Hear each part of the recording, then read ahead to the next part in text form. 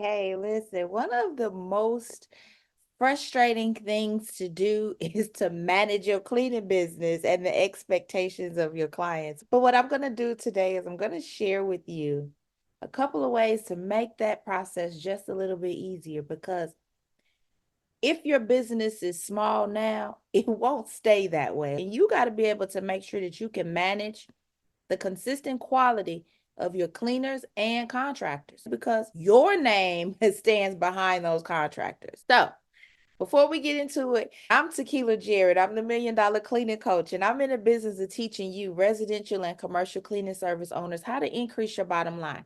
I teach around 4 core focuses, and they are intended to help you develop reliable teams, expand your clientele, and create the effective processes to build those profitable 6 and 7 figure cleaning businesses.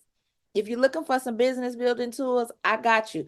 Click the link above or below, and I got some free products down there waiting for you. But if you're ready to take that leap and you're looking for some products to help you, make sure that you visit my online product store where you can get digital products that will take your cleaning business to the next level. Let's get started because you came here for quality checklist versus quality assurance. So let's talk about it. What is a checklist? A checklist is like a to-do list, right? It's a list of things that you got to get done.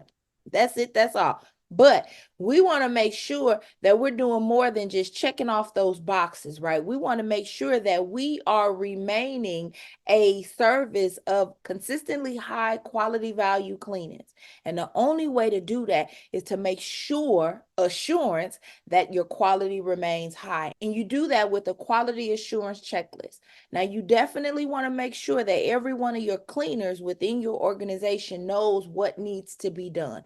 Those are the tasks that are completed in the home. So the bathrooms, the bedrooms, the kitchen, the common areas, the floors, right? Those are the things that we know we got to clean. How do you make sure that the quality remains high? That's where this assurance is going to come in. What your quality assurance should be, it should be more than just a regular basic checklist. It should actually give you metrics where you're going to be able to track the efficiency of a cleaner, of a team. And when I mean track the efficiency, so let's just assume that one of the areas on our quality assurance is a bathroom. You're not going to just say on your quality assurance that you want to make sure that they clean the tub, that they clean the toilet. No, you want to list out specific areas of importance. So, for example, the bottom or the base of the toilet, right? The ring around the bottom of the toilet, the base or the bottom ledge of a cabinet, the dust along the top of a shower stall, right? You want to check certain specific areas to make sure that those meticulous, those tedious tasks that you need to make sure are done, because these are more than likely the areas that your clients are going to check. Okay. Those areas that aren't the ones that are obvious, right? Like the top of the kitchen counter. They're not going to check that. What they're going to check, they're going to go down and check the bottom of that cabinet to see if you got that dust off of there, right? So those are the areas that you want to have on your quality assurance. Your quality assurance should really be something like a form that's going to have different areas for you to check off where you can put in a metric, a ranking. So 1 would be unacceptable, 5 would be outstanding, and maybe 3 would be satisfactory, right? So you want to have a range so that when your field manager or your quality control person comes behind the cleaners at the end of the clean, they're able to check those areas, or your team leader can also check these areas. They want to be checking to see the actual quality of the work. The services checklist is there for you to make sure that everything that is done is checked off the list.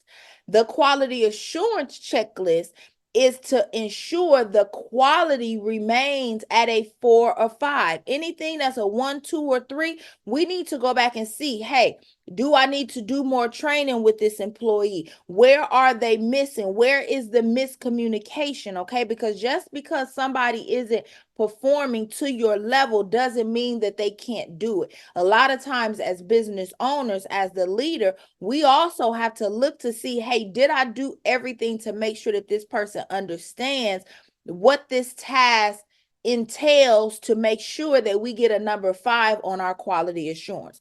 So what I want you to remember is quality checklist is to make sure that all the tasks are completed. The quality assurance checklist is going to allow you to put processes in place to implement areas of improvement to make sure that you are always maintaining a high level of customer satisfaction. Now, if you don't have a quality assurance checklist, click that link up there, okay? Because I got one for you. And you want to make sure that as the business owner, you're doing everything to maintain a high level of service. Why? Because your business is built off of recurring clients. That means in order to get those people to come back, the service has to be consistent every time. And the only way to ensure that is to track it. And the only way to track it is to make sure that you have the documentation and the processes in place. Always remember, you cannot manage what you cannot track. I will see you guys in the next video. If this video was helpful for you, it will be helpful for me if you like, comment, and subscribe to my channel. Until next time.